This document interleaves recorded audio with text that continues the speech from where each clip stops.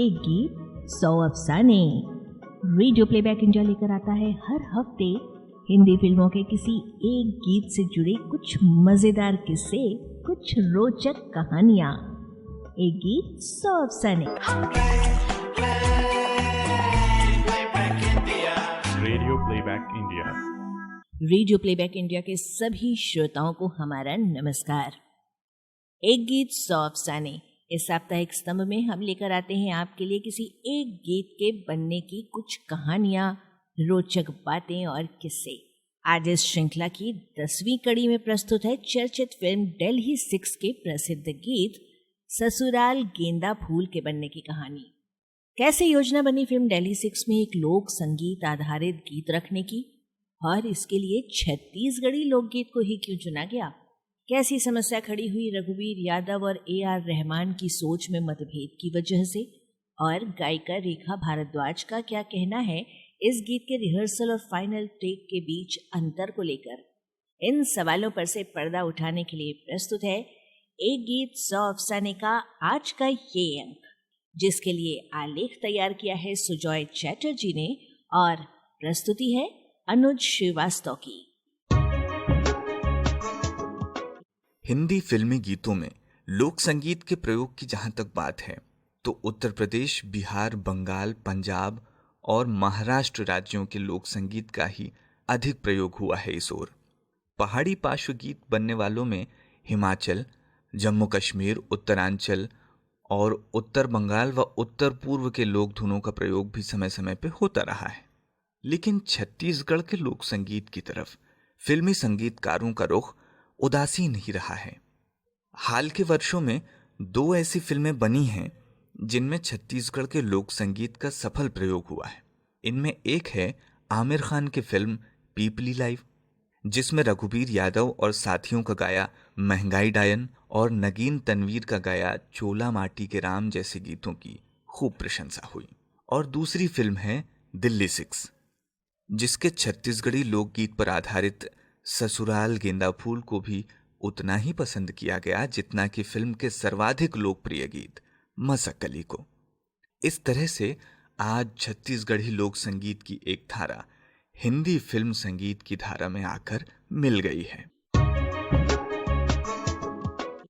ससुराल गेंदा फूल, ये गीत 70 के दशक में गंगाराम शिवारे ने लिखा था और इसकी धुन बनाई थी भुलवाराम यादव ने। बाद में भुलवाराम ने इस गीत को 3 जोशी बहनों रमादत्त, रेखा और प्रभादत्त जोशी को सिखाया, जिन्होंने इसे पहली बार जनता के सम्मुख प्रस्तुत किया। ये गीत छत्तीसगढ़ में इतना लोकप्रिय हुआ कि यहाँ की शादियों में अब इसे गाना एक तरह से अनिवार्य सा हो गया है। रघुवीर यादव, जो छत्तीसगढ़ से ताल्लुक रखते हैं, जिन्हें दिल्ली 6 फिल्म में लोक संगीत के इस्तेमाल के लिए नियुक्त किया गया था, उन्होंने जब AR रहमान को यह गीत सुनाया तो रहमान को यह गीत इतना अच्छा लगा कि उन्होंने तुरंत इसे चुन लिया। फिल्म के गीतकार प्रसून जोशी ने शब्दों में थोड़े बहुत फेरबदल किए ताकि छत्तीसगढ़ के बाहर के लोगों को भी ये गीत आसानी से समझ में आ सके। पर इन कामों के लिए न रहमान ने क्रेडिट लिया और न ही प्रसून जोशी ने। फिल्म की CD पर इस गीत को पारंपरिक रचना ही बताया गया है। हाँ, कर्टसी में रघुवीर यादव और म्यूजिक सुपरविजन में रजत ढोलकिया का नाम जरूर दिया गया है, जिसके ये दोनों हकदार भी हैं। पर अफसोस की बात है कि इस गीत के 2 जनक गंगाराम शिवारे और भुलवाराम यादव को किसी ने याद तक नहीं किया। खैर, AR रहमान, प्रसून जोशी, रघुवीर यादव और रजत ढोलकिया, इन चारों ने मिलकर इस गीत के रंग रूप को ऐसा निखारा कि न केवल ये लोगों की जुबान पर चढ़ा, बल्कि गीत की गायिका रेखा भारद्वाज को इसके लिए पुरस्कार भी मिला। और अब कहानी इस गीत के बनने की। जैसा कि कई जगहों पे ये बताया गया है कि रघुवीर यादव ने AR रहमान के सहायक के रूप में इस गीत के लिए काम किया था। ये बात शायद सही न हो, यहां तक कि रहमान और यादव इस फिल्म के निर्माण के समय मिले भी नहीं थे। रघुवीर यादव को इस फिल्म के रामलीला वाले हिस्से के लिए राकेश मेहरा ने नियुक्त किया था, जिसके लिए उन्हें क्रेडिट भी दिया गया है। इसी रामलीला वाले कार्यकाल में राकेश मेहरा ने रघुवीर यादव से कहा कि फिल्म में एक दृश्य है जिसमें घरेलू औरतें लाल मिर्च पीस रही हैं।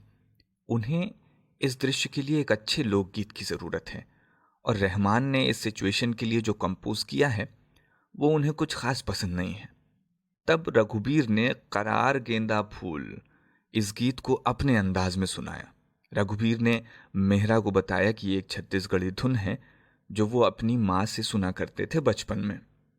राकेश मेहरा को गीत पसंद आ गया।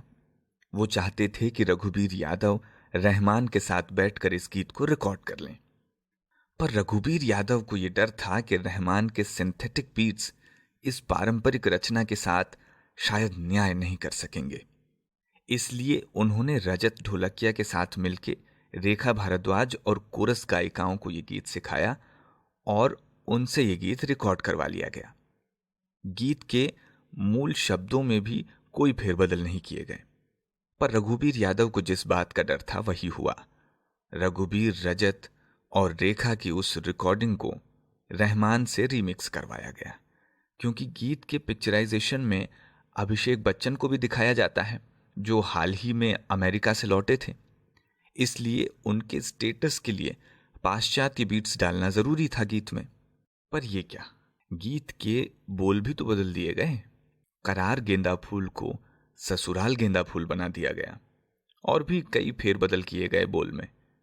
अब इससे आम जनता को कितनी सहूलियत हुई ये तो नहीं कह सकते, पर एक बार रेखा भारद्वाज ने एक टीवी शो में ये जरूर कहा था कि लिरिक्स हिंदी करके लफ्जों में वो मुर्कियां, वो बात नहीं आई जैसे रघुवीर जी ने छत्तीसगढ़ी में सिखाया था। और अब वो सवाल जो मन में उठता है वो ये कि ससुराल को आखिर गेंदे के फूल की उपमा क्यों दी गई है। इसके पीछे भी कई मत लोगों ने व्यक्त किए हैं, जिनमें से दो प्रस्तुत कर रहे हैं। एक मत के अनुसार गेंदे का फूल दरअसल एक फूल नहीं बल्कि बहुत से फूलों का समूह है। फिल्म चुपके चुपके के उस कॉमेडी सीन में अमिताभ बच्चन द्वारा जया बच्चन को गेंदे के फूल का उदाहरण देते वो सीन तो आपको याद ही होगा। फूल की वैज्ञानिक परिभाषा पर अगर जाएं कि गेंदे के फूल की हर पंखुड़ी दरअसल पंखुड़ी नहीं बल्कि अपने आप में एक फूल है।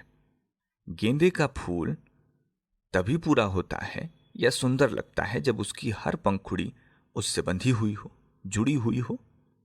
ससुराल भी ऐसी ही एक जगह है जिसमें बहुत सारे चरित्र हैं, सास, ससुर, देवर, ननंद आदि, जिनमें से कुछ कड़वे तो कुछ मीठे हैं। पर नई वधू यही उम्मीद करती है कि उसका ससुराल सुंदर होगा और सभी को वो साथ में लेकर के चलेगी, जैसे कि गेंदे के फूल में होता है।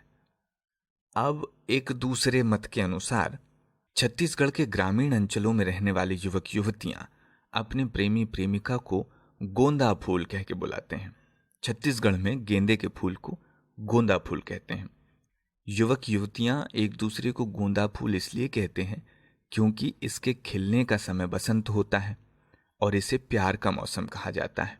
अब सही सही ये कह पाना तो मुश्किल है कि ससुराल को गोंदा फूल क्यों कहते हैं, पर एक बात जो हम कह सकते हैं वो ये कि ये गीत आज छत्तीसगढ़ से बाहर निकलकर पूरे देश बल्कि विदेशों में भी पहुंच चुका है और इसका श्रेय जाता है रघुवीर यादव को।